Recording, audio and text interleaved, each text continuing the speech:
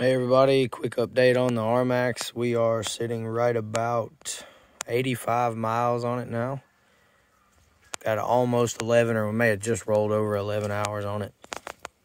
Again, no issues still. We went through the ice apocalypse. As you can tell, I'm losing my voice. I'm a little sick right at the moment, but been riding it. Nothing crazy.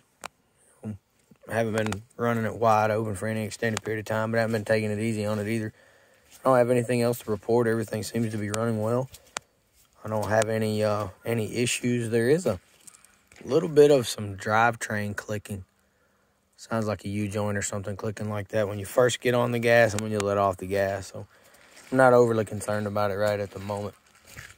But I am going to monitor that. It's not something out of the ordinary with a CVT transmission like this. I've heard other units and other brands do that same kind of clicking. She's pretty dirty right now. We live on a really long gravel road, and it's just rotting from all the ice and the snow we got. I'm going to get her cleaned up. As far as, let's see. Today I am putting on, these are Kaplan or Copeland. Let's take a look at here.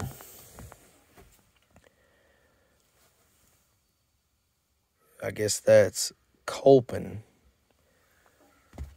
gun mounts.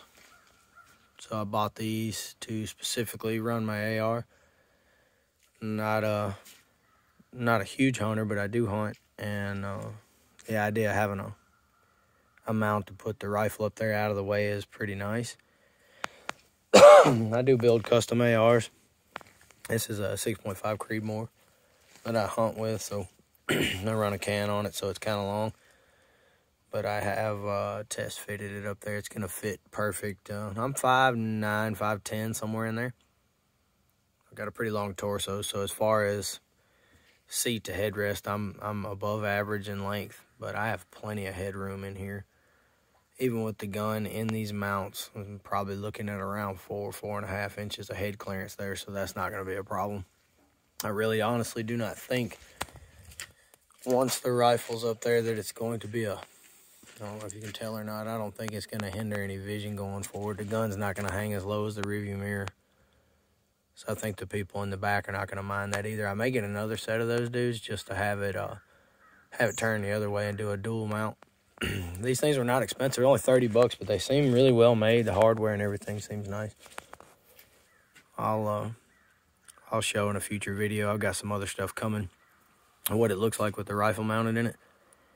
As for now, the glass windshield from American Off-Road has not come in yet. I think somebody asked me the other day what the website was. I think it's American-offroad.com. There was some confusion on that. I think Americanoffroad.com, maybe some kind of blog post. But either way, it's not hard to find the stuff. My last video, I showed you guys the trail armor. Plastic A-arm guards. I hate to call them plastic. They're much more than that. Somebody corrected me the other day with the abbreviation. It's U something, but it's very thick. Been pleased with these guys. I will add,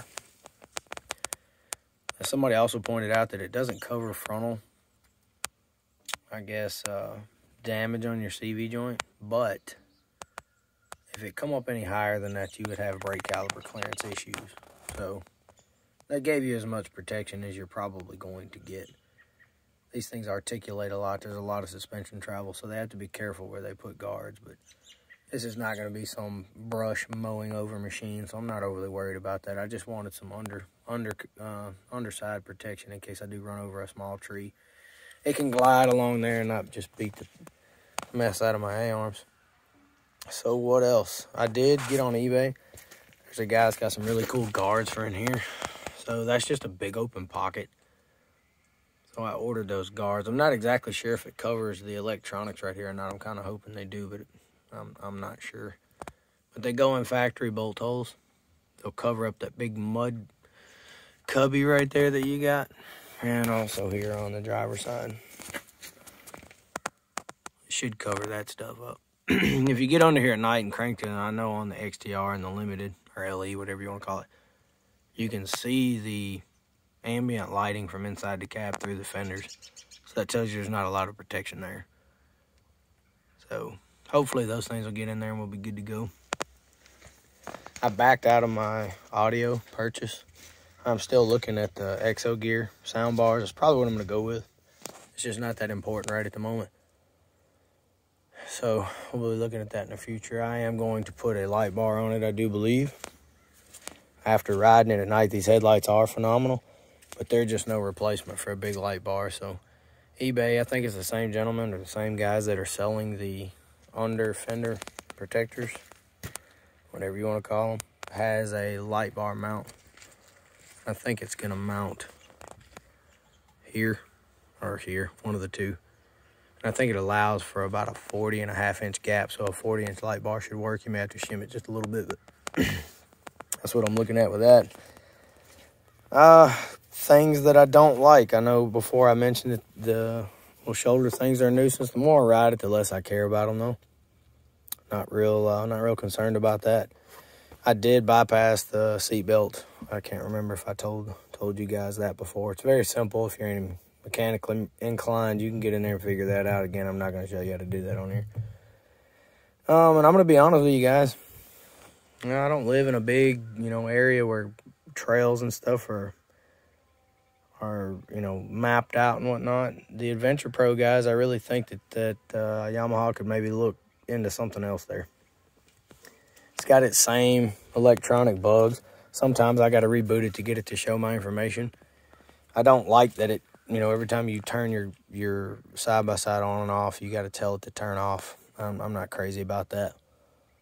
And it also, if you don't run your machine a lot, it stays pretty low on battery.